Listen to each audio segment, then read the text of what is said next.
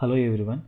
In this series of videos on Twitter sentiment analysis, it will be definitely a quite interesting series as we are not just analyzing the mood of the customer based on the tweet posted with the help of machine learning, right? So here we are not just using machine learning algorithms, right, to train a model to predict if the customer is happy or not based on this tweet.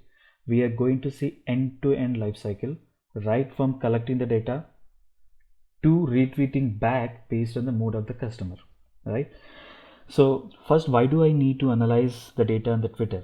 Because, right, so nowadays we are more into social media, right? So we are sharing all our moods in social media.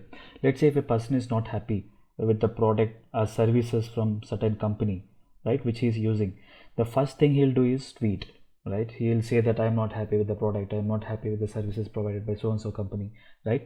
That's where we need sentiment analysis from social media, right? At the end, every company is serving their customers, right? So they definitely need to know their customers behavior for their services and products for betterment, right? So it need not to be Twitter, obviously. So Twitter is one of the major social media where most of the people used to convey their messages, right? It can be a Facebook and LinkedIn as well, but in this series we'll focus mainly on Twitter. For this Twitter sentiment analysis, we'll be using different AWS services like Lambdas, S3, RDS, EC2, SQS for both data engineering and our model deployment, machine learning model deployment, right? For some of you, all these terms which I discuss now might be new, but don't worry, in our upcoming videos, we'll discuss briefly about those components, right? So now we'll try to understand the architecture which we are going to cover in this series, right? So now as soon as it tweeted with some tag, let's say I have a company called SCM, right? So I'm providing some XX services, right? So let's say the client is happy or not happy, whatever, right? So he's tweeting. Obviously, if he tweets something, what we'll do, we'll say hash SCM and we'll put whatever the data he want, whether he's happy or not happy with the services, right? So now what we are doing is, as soon as tweeted with some hashtag which we are interested in our case I'm interested in hash SCM, right? We'll stream it using tweepy is one of the Python package, so which will be hosted into the EC2 server. So what we'll do is we'll use tweepy Python package, right?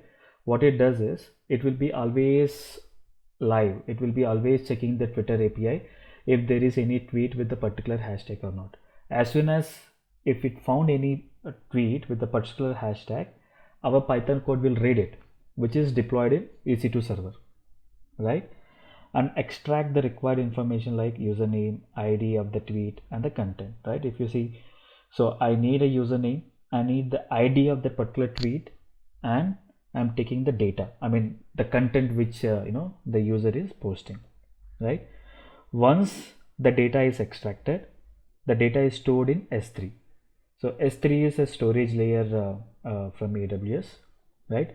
With proper naming convention for further use, which we'll discuss what kind of naming convention, why we are using those naming convention, that we'll discuss. As soon as file is placed in S3, so we have a Lambda. In Lambda, you can write any programming language like Python, Java, Node.js, C Sharp, right? So the benefit of Lambda is I need not to worry about the servers. What I do is I write a code, save it, test it. That's it. No need to install Python. No need to configure the servers. Nothing. It's a serverless. Anyways, we'll discuss, right? So as I said, as soon as the file is placed in S3, so I have a Lambda which will be always checking the particular S3 folder. If the file comes, the Lambda will automatically read that file, right? And it will take all the required information like username, ID and data. So obviously I need to analyze the data, right? So based on the data, I mean the content which we tweeted, a particular customer tweeted, I need to analyze whether he's happy or not happy, right? So what we'll do is we deploy our machine learning model in EC2, right? So here we have two EC2 servers. One EC2 server here we are using to deploy our Python code for streaming the tweets, and the second EC2 server we are using to deploy our machine learning model, right? So now this Lambda will call my machine learning model which is deployed in EC2 server. So my model will tell whether the customer is happy or not, right?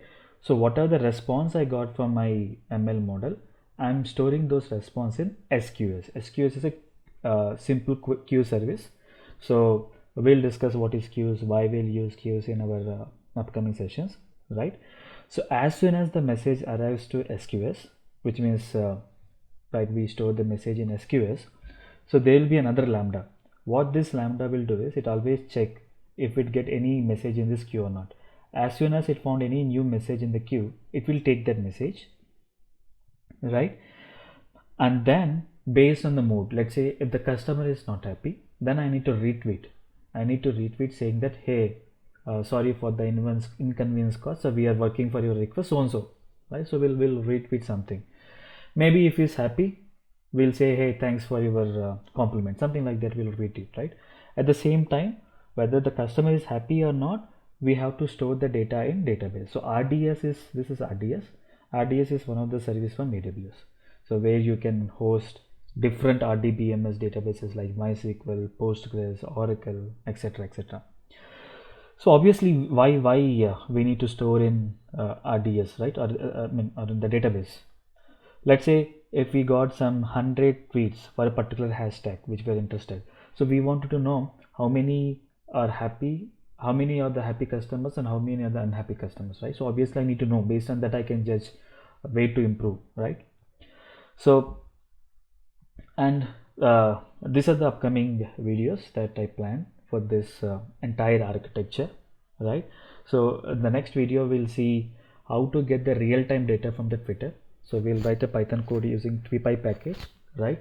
So if we run it, so we just need to run it, that's it. So whenever the tweet comes, automatically our Python code will read and extract the required information which we mentioned here, right? After that, we'll see how to upload the extracted data into S3 with proper naming conversation, right?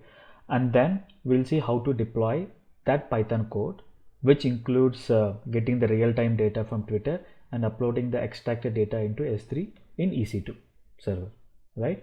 And then we'll see how to use a different machine learning algorithms to check, to predict if the customer is happy or not, right? Sentiment analysis. And then we'll deploy our machine learning model in EC2 server using REST API. So we'll be using Flask.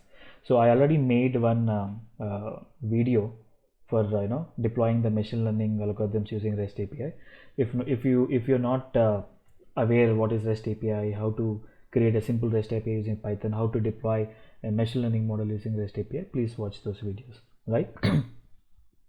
And then once our model is deployed, obviously I need to call my machine learning model from this lambda, right? So if I want to write a logic in this lambda, first my the model need to be deployed, right? Then only I can call this, right? So then we'll write a lambda code that will call the machine learning model as soon as we upload the file in S3, right? And what are the response we got from the the ML model? So we are storing that response in SQS, right? So and then so as soon as we store in SQS, we have another lambda comes in the place, right?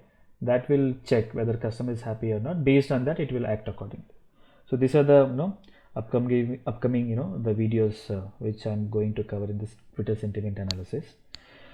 For sure, trust me, this series will be quite interesting as we are seeing end-to-end flow, right? Not just building a model, not just deploying the model. So we are also seeing how to collect the data, right? So we are seeing the data engineering and the data science part together, right? So hope you enjoy this video. So as I just discussed, in our next video, we'll see, how to get the tweet data in the real time for the particular hashtag, right? So till then, please don't forget to subscribe to my channel. Thank you.